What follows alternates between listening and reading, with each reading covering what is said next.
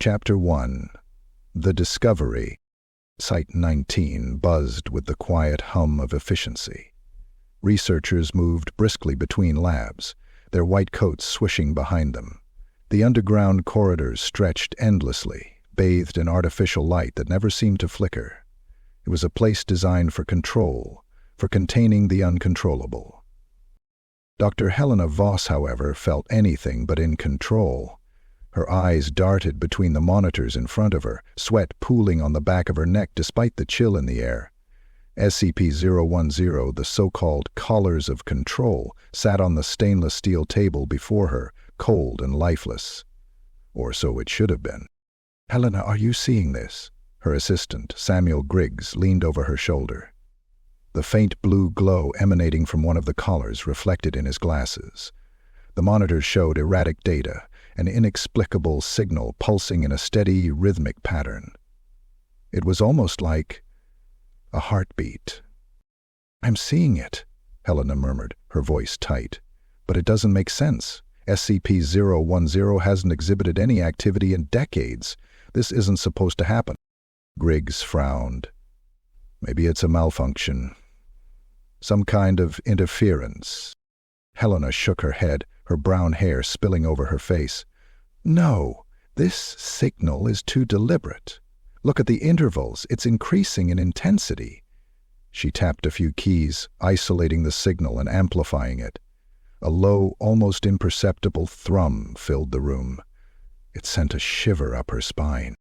2 hours later, Helena sat in the small observation room adjacent to the testing chamber, her hands trembling slightly as she adjusted her headset. On the other side of the glass, a D-Class personnel, D-4532, sat strapped to a chair, his orange jumpsuit glowing faintly under the harsh lights. Around his neck was one of the collars, a specialized headset that Helmet was injecting into his head unconsciously since its entry. "It's a terrible idea," Griggs muttered. He stood at her side, his arms crossed. "The collars haven't been active in years. We should escalate this to the site director and risk them shutting the whole thing down before we know what we're dealing with," Helena shot back. "We need to understand this before it spreads." Her finger hovered over the activation switch. Griggs sighed. "If this goes sideways—" "It won't," she interrupted, though she didn't believe it herself. "Beginning test sequence now." She flipped the switch. The collar's blue glow intensified, spreading across its surface like veins of liquid light.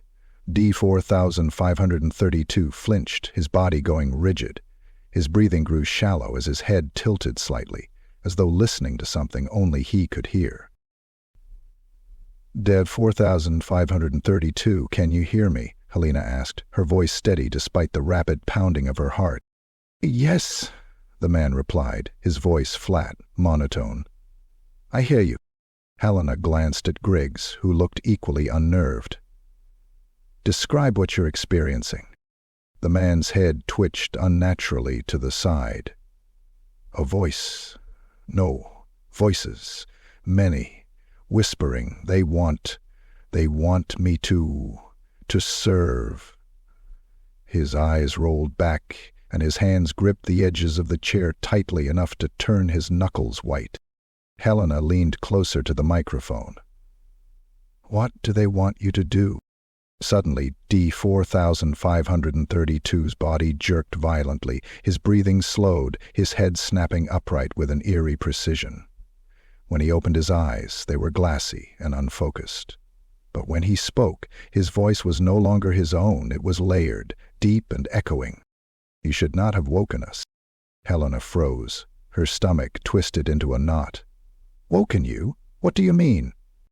The entity controlling D-4532 smiled, a grotesque contortion of his face. "We are many. We are one. We have been waiting." The monitors around Helena and Griggs began to glitch, the once steady rhythm of the signal now erratic, faster, more aggressive. The lights flickered, and the hum of the machinery in the room grew louder, almost deafening. "Shut it down," Griggs yelled. Helena slammed her hand onto the kill switch. The caller's glow faded, and D-4532 slumped in the chair, unconscious. The monitors stopped glitching, and the room fell eerily silent, save for Helena and Griggs's heavy breathing. Later that night, Helena sat alone in her office, staring at the data on her tablet. She replayed the recording of the test over and over, dissecting every frame. What was the entity? How had the callers activated after all this time? Her thoughts were interrupted by the soft whir of her computer screen flickering to life on its own. A single line of text appeared, glowing faintly in the dark. "We are awake." Helena's breath caught in her throat. The screen flickered again, and then the room went black. Chapter 2. The Spread. The atmosphere at Site-19 had shifted. Helena felt it the moment she walked into the Central Research Wing the next morning. It wasn't just the subtle tension in the air, it was the way people moved. Hushed conversations filled the corridors, and heads turned to watch her as she passed by. The incident with SCP-010 had clearly made its way through the grapevine. Helena clutched the tablet containing the test logs from the previous day. Her mind was a hurricane of unanswered questions. But there was one thing she knew for certain. The callers weren't dormant anymore, and their reach extended far beyond what anyone had anticipated. Hours later, emergency briefing. Helena sat at the far end of a crowded conference table, flanked by other researchers and agents. The site director, a gaunt man with sunken eyes named Dr. Carter, stood at the front of the room, glaring at everyone. "As of 400 hours this morning," Carter began, his voice cold and clipped, "we've detected an anomalous signal originating from SCP-010. This signal appears to be spreading. Several systems within Site-19 have been affected, including communications, surveillance, and even life support diagnostics." Murmurs broke out among the group. One researcher raised a hand. "Are you saying the callers are interfacing with our technology?" "Yes," Carter snapped, "and not just ours. Initial reports indicate similar disruptions occurring in Foundation sites across the globe. Whatever this signal is, it's not contained to Site-19. Helena's stomach churned. She glanced at her tablet, pulling up the live telemetry from the callers. The signal had grown stronger overnight, its rhythmic pulses now radiating outward like ripples in a pond. "What's causing it?" Agent Morris asked, leaning forward in his chair. His piercing gaze landed on Helena. "Dr. Voss, you've been working with SCP-010. Any theories?" Helena hesitated. She felt the weight of the room's attention bearing down on her. The signal, it seems to be intelligent. It's not random interference. During yesterday's test, the subject reported hearing voices, multiple voices, communicating as one. It's possible the callers are connected to a larger system, something capable of controlling not just individuals but entire networks. The room erupted in arguments. Some dismissed her theory as alarmist nonsense, while others demanded immediate action. Carter silenced them with a sharp rap on the table. "Enough," he said. "We need solutions, not speculation. Agent Morris, assemble a containment team. Dr. Voss, I want you to isolate the signal and find a way to block it. Failure is not an option." Later that evening, Helena sat alone in the lab, surrounded by the glowing monitors that displayed streams of data from SCP-010. The callers sat locked behind a reinforced glass case, their faint blue glow pulsing in sync with the signal. She felt a growing unease every time she looked at them, as though they were watching her back. "Helena," Griggs called from the doorway, startling her. "We've got another problem." She spun around. "What now?" Griggs stepped inside, holding a tablet. His face was pale. "Two of the callers. They're missing." Her blood ran cold. "What do you mean, missing? They were secured." "I checked the inventory myself. They're gone. Security logs don't show any breaches, but—" He hesitated, his voice trembling. "I think they're moving on their own." Helena stood, grabbing her lab coat. "We need to alert Carter." Griggs stopped her. "It gets worse. One of the missing callers turned up. in the ventilation system near the barracks. In the barracks. The barracks were eerily quiet when Helena and Griggs arrived with Agent Morris and his team. The harsh fluorescent lights flickered intermittently, casting long, distorted shadows across the walls. The smell of ozone hung heavy in the air. "Spread out," Morris ordered, his team raising their weapons. "Stay alert." Helena followed closely behind, clutching a flashlight. Her heart raced as she scanned the empty bunks and lockers. Something felt wrong, off, like the air itself had turned against them. "Over here," one of the agents called. They all rushed toward the far corner of the room, where a figure was slumped against the wall. It was a security guard, his face pale and lifeless, with one of the collars latched around his neck. "Is he—" Griggs began, but the answer came before he could finish. The guard's eyes snapped open, glowing faintly blue, his body jerked upright, moving in unnatural, puppet-like motions. He opened his mouth to speak, but the voice that emerged was guttural and distorted. "The signal grows," the guard said, his head twitching violently. "We are Legion. We are one." "Get it off him," Morris shouted, but the guard lunged forward with inhuman speed, slamming one of the agents against the wall. The collar's glow intensified, and the lights in the room flickered wildly. "Helena!" Griggs yelled, pulling her back as chaos erupted. The possessed guard began to convulse, his limbs bending in impossible angles. Blue veins of light spread from the collar across his skin, merging with his body in a grotesque display. The other agents opened fire, but the bullets barely slowed him. Helena's mind raced. The collars weren't just controlling people, they were changing them, integrating their bodies into something more mechanical, something less human. "We need to get out of here," Griggs shouted. "No," Helena said, her voice shaking. "We need to contain it." She grabbed a portable signal jammer from a nearby workstation and adjusted its frequency to match the collar's signal.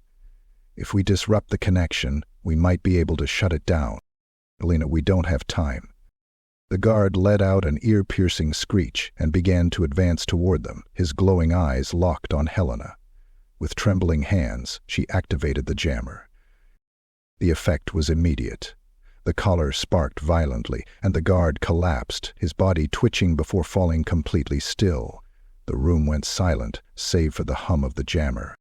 Helena exhaled shakily, her heart pounding in her chest. "It works," she whispered, though the victory felt hollow. She stared at the lifeless body on the ground, the collar still faintly glowing. But for how long? Final scene. Back in the lab, Helena reviewed the footage from the barracks encounter. Her hands trembled as she wrote her report. The collars weren't just tools for control, they were spreading, infecting both people and systems. And worse, they were evolving. As she stared at the monitor, a new message appeared in the corner of the screen. "You cannot contain us." Helena felt a chill crawl down her spine. The lights flickered, and the collar in the glass case pulsed brighter, as if it were alive. Chapter 3. The Signal's Source. The helicopter's rotors cut through the thin air as it ascended into the mountains, the jagged peaks shrouded in heavy clouds. Dr. Helena Voss sat in the cramped cabin, clutching the strap of her harness as the aircraft bucked against the wind. Beside her, Agent Morris checked his rifle, the grim determination in his eyes mirroring the tension in Helena's chest. The team had been dispatched to the source of the SCP-010 signal, a remote, abandoned facility buried deep within the mountains, a relic of a Cold War experiment gone awry. No one knew who had built it or why, but the telemetry was clear. The signal that had turned Site-19 into a nightmare originated from here. "To 5 minutes," the pilot called, his voice crackling through the headset. "We're coming up on the coordinates now." Helena peered out of the window. Through the dense fog, she could just make out a jagged silhouette, a concrete structure partially embedded into the mountainside. It looked ancient, weathered by decades of harsh weather. But there was something unmistakably ominous about it. The facility almost seemed to breathe, as if it were alive. "I've got a bad feeling about this place," Griggs muttered from across the cabin, his face pale. "Join the club," Morris replied, snapping the chamber of his weapon shut. "Stay close, stay alert, and don't touch anything unless I say so. Got it?" Helena nodded, but her gaze lingered on the facility. Something about it felt familiar, like a half-forgotten dream clawing its way to the surface of her mind. Inside the facility. The air inside the facility was damp and cold, carrying the faint stench of rust and decay. The team's flashlights cut narrow beams through the darkness, illuminating walls covered in faded Cyrillic writing. Helena's boots echoed against the concrete floor as she followed closely behind Morris. "Any idea what this place used to be?" Griggs asked, his voice barely above a whisper. Helena ran her fingers along the wall, her glove brushing against a cluster of wires that seemed newer than the rest of the facility. "The Foundation archives are vague, but there's evidence this was a joint project between several intelligence agencies during the Cold War. Something about mass control experiments." "Great," Griggs muttered, "because nothing bad ever comes from that." The corridor widened into a large circular chamber. At the center was a massive machine, its surface a tangled mess of exposed wires, rusted metal plates, and flickering lights. It looked like a grotesque fusion of Cold War-era technology and something far more advanced. The faint hum of power coursed through the room, synchronized with the rhythmic pulse Helena had come to dread. "This is it," she said, stepping closer. "This is where the signal is coming from." Morris raised a hand, signaling the team to spread out and secure the room. "Helena, can you figure out how to shut it down?"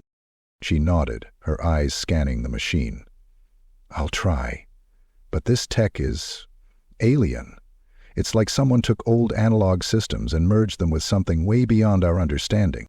As she approached the machine, her flashlight illuminated a series of control panels. The dials and switches were labeled in a language she couldn't recognize, jagged symbols that seemed to shift and writhe when she stared at them too long. "What the hell is that?" Griggs asked, pointing to a large glass cylinder embedded in the machine. Inside was what looked like a human brain, its surface covered in faintly glowing filaments that pulsed in time with the signal. Helena's stomach turned. "It's organic," she whispered. "This machine isn't just transmitting the signal, it's alive." The first attack. A sharp crack echoed through the chamber, followed by a deep, guttural groan that sent a chill racing down Helena's spine. The sound came from one of the side corridors, where one of the agents had been standing guard. "Eyes up," Morris barked, raising his rifle. The team formed a defensive circle, their weapons trained on the shadows. The groan came again, louder this time, followed by the sound of heavy metallic footsteps. From the darkness emerged a humanoid figure, its body a horrifying amalgamation of flesh and machinery. Wires snaked across its exposed muscles, and its face was partially obscured by a metallic plate fused to its skull. A faint blue glow emanated from its chest, in perfect rhythm with the machine's pulse. "Contact!" Morris shouted. The creature lunged forward with inhuman speed, swiping at one of the agents with a blade-like appendage. The agent screamed as he was thrown across the room, blood spraying across the floor. "Open fire," Morris ordered. The chamber erupted in chaos as gunfire rang out. Helena ducked behind a console, her hands shaking as she watched the team struggle to bring the creature down. Bullets seemed to slow it but not stop it. Each time it staggered, it would rise again, its mechanical limbs sparking but functional. "It's connected to the machine," Helena shouted over the gunfire. "As long as the signal's active, it won't stop." Morris turned to her, his expression grim. "Then figure out how to kill the damn signal, now." The truth revealed. Helena frantically worked at the console, trying to make sense of the alien controls. Her fingers flew over the dials and switches, guided more by instinct than logic. The machine seemed to resist her efforts, its pulse growing louder and faster with every second. Finally, she managed to access what appeared to be a data log. A series of distorted images flashed across the screen. Grainy footage of scientists working on the collars, diagrams of human brains overlaid with glowing patterns, and, finally, a chilling message. Project Marionette. Phase 3, Activation. Receiving signal from off-world node. Helena's blood ran cold. The collars weren't just tools for control, they were part of a larger network, connected to something far beyond Earth. Helena! Morris shouted, snapping her out of her trance. The creature was closing in on the remaining agents, its movements more erratic and aggressive. The hum of the machine grew deafening, and the chamber lights flickered violently. Helena made a desperate decision. She found what she hoped was a power regulator and slammed her fist into it. Sparks flew as the machine let out a high-pitched screech, its lights flickering before going dark. The creature froze mid-step, its body convulsing violently before collapsing to the floor. The chamber fell silent, save for the team's ragged breathing. Cliffhanger. Helena slumped against the console, her heart racing. "It's offline," she said, though the words felt hollow. Morris approached her, his weapon still drawn. "What the hell was that thing?" "It's not just the collars," Helena replied, her voice trembling. "They're part of something bigger, something alien." Before Morris could respond, the console flickered back to life. A single message appeared on the screen. "Paired well, but safe and just rectory." Helena's eyes widened. "Oh no." The ground beneath them rumbled, and from somewhere deep within the facility came the sound of grinding metal and a low, resonant pulse. "It's not over," she whispered. Chapter 4. The Collective Awakening. Underground facility, 600 hours. The tremors had stopped, but the feeling of impending doom lingered in the stale air. Dust settled in thick layers over rusted machinery, and the once dormant facility now pulsed with an eerie blue glow. Helena Voss stood frozen, eyes locked on the screen before her. The words flickered like a dying heartbeat. Way of saying, "Red directing signal to secondary note." "Helena," Agent Morris growled, his voice tight with barely contained frustration. "Tell me that doesn't mean what I think it means." "It means we didn't stop the signal," she whispered, her fingers trembling over the console. "We just rerouted it." From the collapsed corridor behind them, a low, mechanical groan echoed through the chamber. The team spun toward the sound, weapons raised. The body of the mechanical hybrid creature twitched violently on the floor. Its limbs jerked in unnatural angles, blue veins of light spreading through its organic tissue. Then, all at once, it stopped moving. For a moment the silence was suffocating. Then all the monitors in the room flickered at once. One by one they displayed live feeds from across the world. New York City. People convulsing in the streets. Eyes glowing blue. London, security cameras showed police officers standing eerily still, their bodies twitching in synchronized pulses. Tokyo, subways halted as commuters collapsed, grasping at their throats in agony. Moscow, soldiers at a military checkpoint stood motionless, blood running from their noses as if something inside them had ruptured. Morris gritted his teeth. "Jesus Christ." Helena swallowed hard, unable to look away. It's happening everywhere. The signal was no longer contained. It was global. Site 19070 hours. Miles away, deep within the walls of Site 19, the containment breach alarms blared. The once orderly halls were filled with chaos. Researchers ran for their lives as security teams fired upon their own colleagues. Those who had been infected by SCP-010 no longer screamed. They didn't even seem human anymore. Their bodies twitched unnaturally, moving in perfect synchronization. Their eyes pulsed with the same blue glow as the collars, and they spoke in unison. We are awake. Will your many you will serve.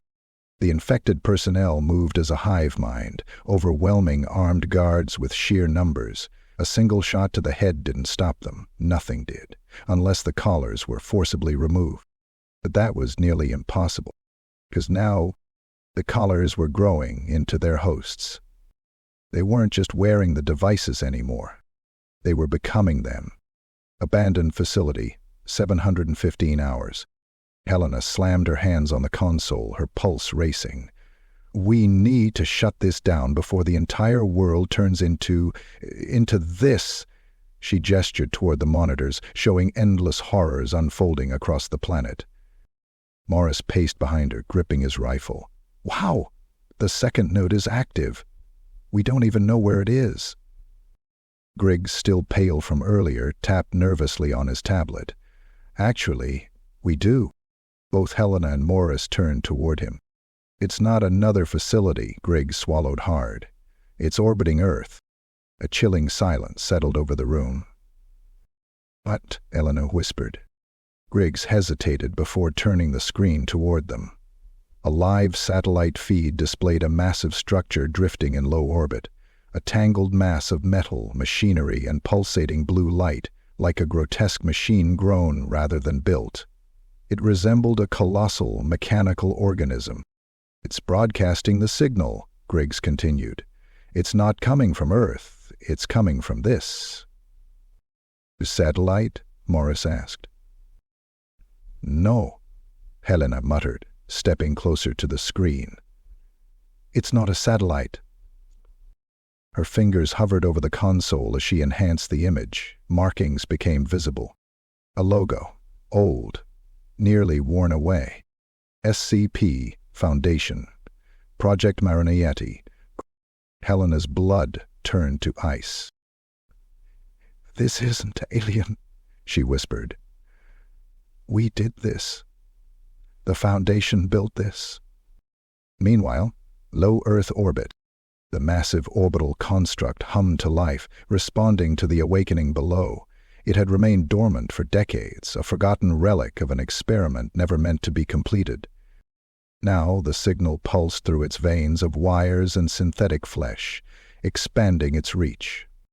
Inside its vast chambers, rows upon rows of suspended human bodies twitched in unison. Their collared necks were connected to the machine, pulsing in harmony.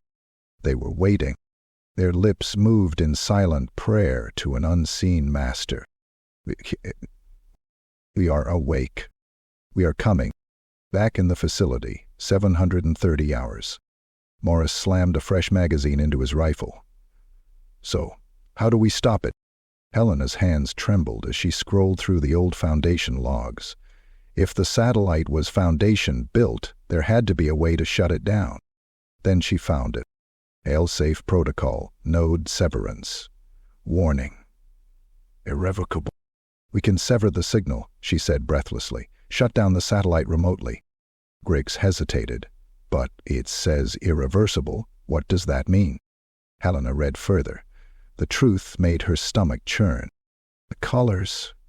She exhaled sharply. If we cut the signal, everyone infected by SCP-010 will... She stopped. Morris narrowed his eyes. They'll what? She looked up. They'll die. The silence was deafening. The infected were still human. Some were security personnel. Some were scientists, researchers, people with families. But if the signal kept spreading, the entire human race would fall under its control. Morris clenched his jaw. We don't have a choice. Helena hesitated, her mind flashing back to the footage of cities collapsing, people twisting and writhing under the control of something they had unleashed. Her hands shook as she hovered over the final execution command. Do it, Morris ordered. She closed her eyes, then pressed the button. Final scene, around the world. In an instant, every infected person screamed. The collars sparked, their blue glow surging violently, then dying. Bodies collapsed in streets, in offices, in military bases. Some fell mid-stride, frozen in unnatural poses. Others went limp. their minds free at last, if only in death. The hive mind shattered. The signal was no more, and somewhere in orbit the satellite fell silent, a cold, lifeless husk drifting among the stars. Final line. Back in the abandoned facility, Helena slumped in her chair, staring at the blank screen. The words that had haunted her for days were gone. But something new appeared. "You have delayed us." Her breath caught in her throat. The blue glow flickered, just once, before vanishing completely. And then, the entire facility powered down. Chapter 5. The Final Directive. Site 19. Aftermath. The silence was unbearable. Dr. Helena Voss sat in the ruins of the abandoned facility, staring at the lifeless monitors. The signal was gone, its pulsating rhythm replaced by a suffocating emptiness. It was over, but the weight of what she had done threatened to crush her. Across the world, millions had died the moment she severed the connection. People who had been infected, who had once been human, now lay motionless in the streets, their eyes dull and lifeless. She had ended the transmission, but at what cost? Agent Morris stood nearby, his rifle hanging loosely at his side. He watched her carefully, but didn't speak. There was nothing to say. The only thing left was the cold reality of their choices. "We need to report back to the Foundation," Griggs finally said, his voice hollow. "Tell them it's done." Helena exhaled sharply. "It's not done." Morris tensed. "What do you mean?" She turned the monitor toward them. Though the signal was gone, the words still flickered across the screen. "You have delayed us." A creeping sense of unease slithered up her spine. "This wasn't a victory," she murmured. "It was a warning." Griggs' face drained of color. "I thought we shut it down." "We severed the connection to Earth," Helena interrupted. "But the source of the collars, the technology, the true intelligence behind the signal, it's still out there." Morris narrowed his eyes. "You think there's something else? Something we haven't seen?" Helena clenched her fists. "I don't think, I know." SCP Foundation Black Site 6. Debriefing. It took 48 hours for Helena and the surviving team to return to Foundation headquarters. Site 19 had been almost completely sterilized, the remaining infected had been terminated, and the collars were rounded up for destruction. Except, not all of them had been recovered. During the debriefing, Director Carter sat behind a long steel table, his hands folded as he listened to Helena's report. His expression was unreadable, but his eyes were sharp, calculating. "You're suggesting," Carter said slowly, "that SCP-010 wasn't just a mind control experiment, but an early phase of something larger. A prelude to something off-world?" Helena nodded. "The collars were never meant to be the final product. They were just a tool, a test. And the signal we intercepted? It wasn't originating from the satellite." She leaned forward. "It was relayed from somewhere else." Carter was silent for a long moment. Then, finally, he turned toward the security detail stationed at the door. "Leave us." The guards exchanged wary glances but obeyed, stepping out of the room and sealing the heavy metal doors behind them. The instant they were gone, Carter sighed and leaned back in his chair. "Dr. Voss, what I am about to tell you is Level 5 clearance only." Morris and Griggs stiffened. Helena swallowed hard. Carter's voice dropped to a whisper. "You were right. We didn't discover SCP-010. We reverse-engineered it from something we found decades ago." Helena's breath hitched. "The collars," Carter continued, "weren't created by us. The original devices were found inside a crashed extraterrestrial artifact in 1958. We don't know who built them or why, but we studied them, improved upon them, and, in doing so, we woke something up." Helena felt the room close in around her. Morris' hand instinctively went to his sidearm. "So you knew about this the entire time?" Carter exhaled, rubbing his temples. "We suspected, but we didn't have proof until now." He reached into his coat and slid a black tablet across the table. Helena hesitated before picking it up. The screen displayed a live feed from deep space. A long-range Foundation satellite, one of the few still operational after the signal's collapse. The screen was focused on a single point of darkness in the void. Then, a shape moved. Helena's pulse stopped. It was huge. An incomprehensible mass of tangled metal, shifting limbs, and pulsing blue light. It drifted silently, just beyond the reach of Earth's defenses, its form barely distinguishable against the blackness of space. And then, a message appeared on the screen. A final transmission. From them. You were never in control. You're coming. The screen cut to static. Helena felt cold terror seep into her bones. For the first time, she realized the awful, horrifying truth. They hadn't won. They had only bought time. And something else was already on its way. Final scene. Somewhere in the ruins of Site-19. The remains of Site-19 lay silent. The halls were empty, the facility in complete lockdown. But deep within the storage vaults, among the burned-out husks of destroyed SCP-010 collars, one still pulsed faintly. The blue glow was weak, flickering, but still alive. And slowly, almost imperceptibly, it began to spread.